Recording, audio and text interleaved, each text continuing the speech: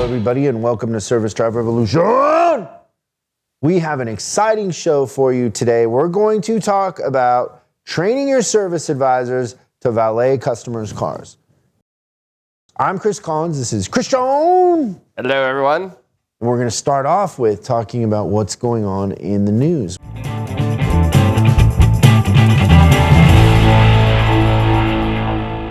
Oh, we've got some good news. This was fascinating to me, by the way.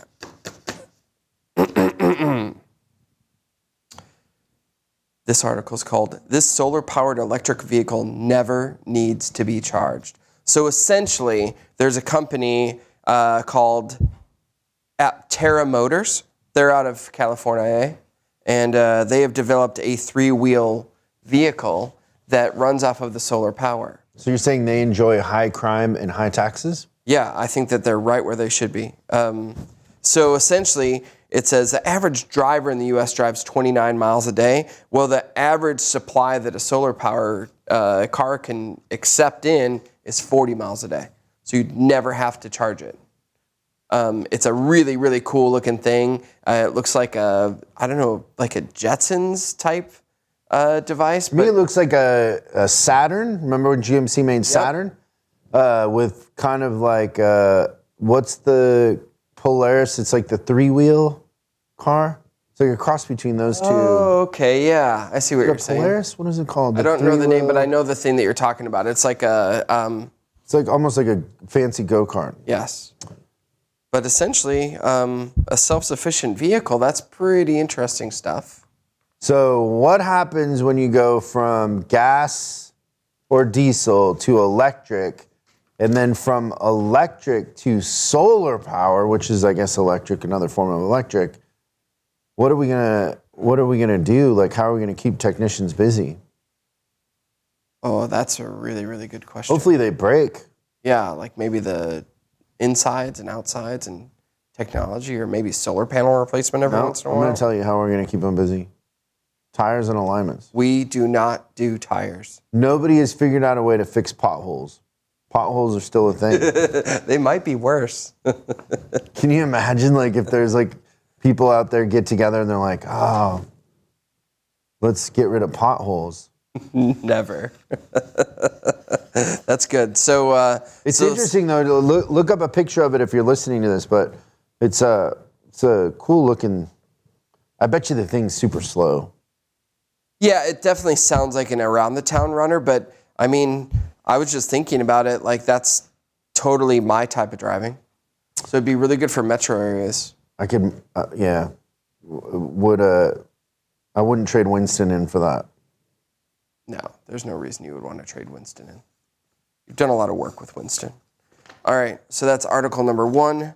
In my second one, this is something we've actually, we've talked to some people that run these kinds of business, and I think it's definitely important as dealers for us to recognize that this type of service is out there. Car dealerships gauge tire installation as at-home service demand surges. Basically, there's franchises out there that are selling the vans, and I don't know that we need to mention specific franchises, but they're selling the vans that have the, equipment on them to do tires, and they're going to people to do the tires, which just shows you, like, if they can sustain that without an alignment rack, and they're just making a living on tires, and, like, should we get in the tire business? I know with a lot of our truck clients that aren't in the tire business, now is the time. You're missing a huge opportunity. That's right. Because the industry's changing, and if you're not doing tires and alignments, you're just letting a good chunk of retention and money go out the door. Yeah, and that's kind of what the thing that comes out of this. I wanted to read this thing that we highlighted. It says the growth of mobile tire installation services poses a dilemma for fixed ops directors. Do they cede the market to a growing number of already established mobile tire installers, or make expensive investments in vehicle staff and equipment to compete in a low-margin service sector? I love the smell of rubber in the morning. Yeah. That's tires, good. Tires. More and more tires. But I think it's a realistic thing, but it kind of leads us into our topic, if you will. Yeah, so let me set this up. Christian came up with this list, and when Christian was a service director, he was really, really good at a couple of things. First of all, for the brand, he had the highest customer pay sales per ticket. Like the factory literally came in and tried to figure out what you were doing and didn't ask the right questions. Because they always think it's something different, right? Yeah. Than the system and the process. But also very cutting edge in his thought process of going to the customer, going after things and not sitting and waiting for it. And if you think about, so the brand was Infinity. There weren't a ton of Infinities in the marketplace. So you had this mindset of, oh, I was going to go after it. And if you have a high sales per ticket, at some point, if you want to do more, you're going to have to figure out how to get more vehicles or more ROs, right? That's right. Because you kind of hit the point of diminishing return with your closing ratios and all that. And so you're very progressive in your thinking. And one of the things that, you took on was valeting customers' cars. That's right. And we had the things that I would say is, one is that launching the system, probably one of the best things for our business in terms of really the reach. And when you think about it, and this was in the Chicagoland area, and there was 7 Infinity dealers in the area. And the one thing is that what we didn't want an excuse for someone not coming to us is them saying that they've got an Infinity dealer just down the road. So we fixed that by saying you don't have to go down the road. And the reality of our industry is that most people would rather go to the dentist than come and have their car serviced. So it was really an opportunity to differentiate ourselves and give a different product. And the thing that I think was so amazing that we didn't expect, like there was all these unintended byproducts, right? The first was that our RO value was higher on valet services than on traditional customers that came in. So you guys think about that for a second. So the average sale on a customer that you valeted was higher than on a customer that drove in. Yeah. Don't let that get lost in this. Yeah, because I think that that's probably one of the biggest objections is that people are like, well, it costs too much money to do A or B or whatever it is, right? But the return is always so much better. So I've got it down to essentially, as you're thinking about how to get as advisors to be the best possible advisor you can be for a valet service, I've kind of got this whole our system that we did in 7 steps. So the first one, pretty easy. It is that you've got to appropriately market this thing, that it's a service that you have available. If you're not telling your customers that you have valet service available, then you're going to be like, well, no one wants to valet their cars. So there's a little bit of an outreach that has to happen, okay? And then setting the table for that, maybe some of the ins and outs. And one of the things, is Chris and I were talking about this previously, is do not limit yourself in how far you would go to pick up a car. Do not look at it as the one-off. Look at it as the long game. One of the other stores that was part of the program, they would go out of state to pick up cars. Yeah, we'd go to Indiana. Yeah, and I think that that's brilliant. They also went to Wisconsin. Yeah. So essentially, like all the neighboring states, think about that, like that they're so progressive that they would go anywhere basically to pick up a vehicle, which is cool. So the first thing is you got to let everyone know that you have that service. But we didn't start that way though. You start small and then you kind of go out. Yeah, but you gain a lot of confidence when you start to see the results. That's right. So then the next step is, let's say, okay, so we got people that are interested. They call and they set an appointment. So the thing that sets the stage for the whole valet visit is what I call the 24-hour confirmation call. So this is the actual time to set the frame, and I think the big thing is when you think about like valet service in itself, and what we've seen is that it can be done wrong. It can go really, really sideways. And I think the first thing is that when you're doing this 24-hour confirmation appointment, that the window that you're going to pick up the vehicle is probably the most important thing, right? So I've seen it where stores will give like a 2 or a 3 hour window. And what does that remind people of?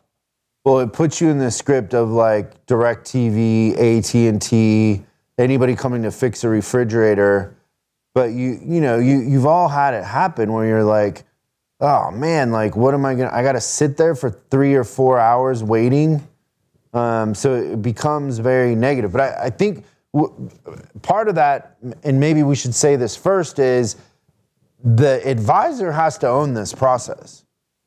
The valet, and the reason why we're calling this training your service advisors to valet is not that the service advisors are driving out to pick up the vehicle. It's that the service advisors are owning the process. Yeah. So with that being said, you will find on your service drive that you'll have champions that are great at valet service. So that kind of leads me into where the advisor comes into this. So the first thing is that, part of this whole deal is if you have a system and a process and you do the same thing every time, all the way through, every time you do a valet, your advisors get really, really good at it. And how it worked for me was I had one main advisor and then one backup advisor. They both had the certain qualities that you're looking for with somebody that does valet. One is the total ownership that Chris is talking about, like they owned it from start to finish. And the second is they were really, really good on the phone and with communication. And so also clarify, you had 1 out of the 6 or 7 you had. Yeah, 1 out of 5. Yeah, so it wasn't a 2-advisor store. I just want to clarify that. Yeah, that's a good point. So we actually had it pared down. Believe it or not, we had a 15-minute window of pickup. And we actually set it up to where, let's say that the pickup was to be at 9 o'clock. My goal was for the driver to be there at 8:55.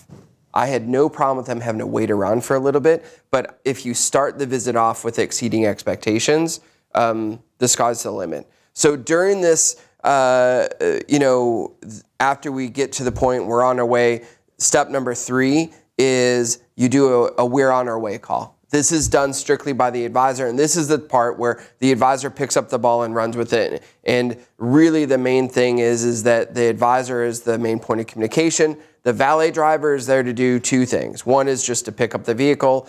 Drop off a loaner was the way that we usually did it. And then the other thing is you would want a valet to do some sort of a walk around in front of the customer. So damage check. So it's just a check on around, and it makes it look really professional. And to the customer, it says we've got a system. So on that we're on our way call, there's a few things that you want to do. The first is you want to connect with the customer on a deeper level because you don't have them sitting in front of you. It's harder to connect, when you're just doing it verbally versus having a customer sit in front of you. But that's a whole reason why the right advisor is so important. It's that person that that they can pick up the phone and they can call anybody and make a conversation happen. So you want to connect with the customer. You want to discuss the reason they're bringing the vehicle in. Okay, so it's always just like if I was writing a ticket as a customer came in, whatever the appointment said, I always confirmed that and elaborated if needed and everything like that. And then the next thing you want to do after confirming the primary concern, you want to discuss preventative maintenance. So say I took the liberty of reviewing your history. These are the things that you've already done. Great job. Here's the stuff that is due now. And we can get that taken care of. I've got the technician just when the vehicle gets back, he'll just add that to the list, and it'll be nice and efficient, and that way you don't have to make multiple trips. So, and then here's the really, really important thing is on this call, the we're on our way call, is you establish contact times. So at this point, you say, okay, so your driver's going to get there at 9 a.m. The vehicle will be back here at 9:30. We'll get it into the shop. Your first contact for me is going to be at 11 a.m. And would you like that contact via email, via text, and via phone call? So you always want to establish that method of contact, but you do that before the car is even there, so they already know when they're going to get their next thing. Okay, so now here's another one. We're on to step number 4, is the car gets back, the valet hands you the paperwork and the information. Right at that second, I send what I call is your car is here text. Which you got to understand is you're telling the customer that, hey, when I get it, it's going to go in the shop, blah, blah, blah. You're going to hear from me at 11. At 9:30, they're getting a text they didn't expect. That's right. So just understand the psychology there is it really puts them at ease because they're like, oh, they're on it. Yeah. So the car is here text is one of those unexpected communications. And at this point, and this is something that we did, and I highly recommend it. It worked out really well for us. Is that valet car always took a priority in the shop, because that was never, unless it was an unforeseen circumstance, that thing was never going to be a carryover. It was always going to be in, out, because if you had too many valet cars going carryovers and you got loaners out longer, it could mess up the whole system. So it was right behind waiters in the order of priority. That's exactly right. Okay, so now we've got the vehicle into the shop. The technicians looked over the car. The diagnosis or whatever the primary concern is done. So step number 5 is there's this beautiful cadence with the valet of what I call the MPI call, or that status update. In the cadence of such. So what I would do is, if I'm at my 11 o'clock contact time that was discussed on the we're on our way call, I'm going to say at 11 o'clock, phone call, email, text saying, hey, I've got your inspection completed and your diagnosis is completed on the vehicle, and I want to go over that information with you. So it used to be back in the old days is all you would do, and if you're still doing paper inspections, it's the same way, is that you review everything on the phone. Now, if you've got a video or you got an MPI, here's the thing that I found works the best with this kind of stuff is that you send that stuff while you're on the phone with the customer. You let them know that the information's coming to you, because the one thing that I see as a mistake for people doing valet services is they put it in the hands of the customer to look at their MPI and understand exactly what is on there. And the majority of customers, I don't believe, know, but they just don't want to tell you that they don't know. So that's a guided tour to go through the MPI or the video call or whatever it is, okay? So that's step number 5. And then here's another really, really good, it's almost like a pattern interrupt, but it's your baby is on its way back text or call. So you want to say, hey, your car's completed, it's cleaned up, it's all ready for you, and confirm the best way to get the vehicle back, okay? So where are you at right now? Because sometimes what happens too is that you'll get the customer from the time that they picked up the car to the time we're dropping it off, they might have moved locations. And if you don't reconfirm the drop place, you could end up having a valet driver sitting in a place where a customer's not. So you want to reconfirm all that information, do another time with a 15-minute window again, and essentially just kind of get everything back. And the car goes. I also would do payment collection at that point in time, so that there should be nothing that a valet driver would do other than collect a signature. Because I think that's another thing that people make a mistake as, is if the advisor doesn't own it and then they're asking a valet to collect payment and everything like that. I feel like that's confusing. It's a hard thing for the valets to understand. It's a hard thing for the customer to understand. Advisors start to finish, essentially. Okay, so vehicle gets back. 15 minutes after that, you send then the follow-up and the thank you, and I can't wait to take care of you next time. So you're leading and opening up for the next relationship. But if you're an advisor, if you're trying to really boost your numbers, getting good at this valet thing can be a complete game changer. And don't look at it any different than the in-person transaction, where like Christian was saying, is you want to pet the dog, like when you're calling the customer, hey, are you at home at work? Oh, where do you work? Oh, you taking the day off? Are you working from home? Oh, where do and build rapport and set the frame. But I wouldn't look at it any different. It's just the order of things is different. So like when you're going to check history and recommend and all that is different, but it's the same, and you got to own it. Do not put the valet in the position of being the excuse for anything. You have to own that process from beginning to end. And just like when I was an advisor, I wouldn't want anybody else riding my customers. I wouldn't want the valets talking about pricing, anything specific whatsoever. That would be me, because the customer is going to get confused, and then I run the risk of them being unhappy because they did not understand things the way they actually were. So, own that process as an advisor and frame it, over communicate. It's a great list. Yeah, it's fun. And I was gonna say, this is totally off topic. But is this a joke? Yeah, of course it's a joke. I haven't told a joke yet.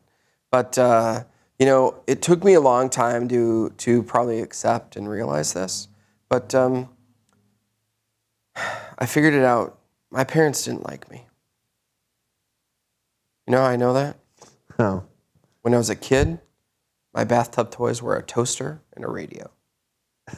That's terrible. Yeah. Wow, what a terrible childhood you had. Surprising you turned out so well. Yeah, I don't know. He lives. Electric shock. It definitely affected my hair. That's awesome. Well, thanks everybody. Also, remember, if you have a joke you would like to share with Christian or a question, we also on Fridays are doing drive-bys, and the number is 8333-ASK-SDR, and we'll ask any questions, any follow-up to this, thoughts you have. If we play it on the show, we'll send you some swag, but understand too, a lot of times when you ask a question, there's a ton of people out there that it helps because they are wondering the same sort of thing. So don't be shy, step up, and let us know how we can help you and serve you better. And we appreciate you tuning in. We'll see you next time on Service Drive Revolution.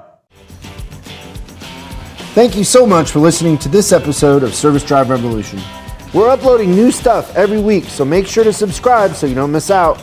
If you have a question you'd like us to answer on the show, call us at 8333-ASK-SDR. That's 8333-ASK-SDR.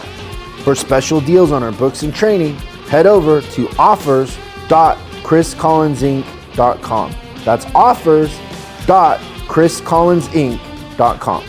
I'm Chris Collins, and I'll see you next time on Service Drive Revolution.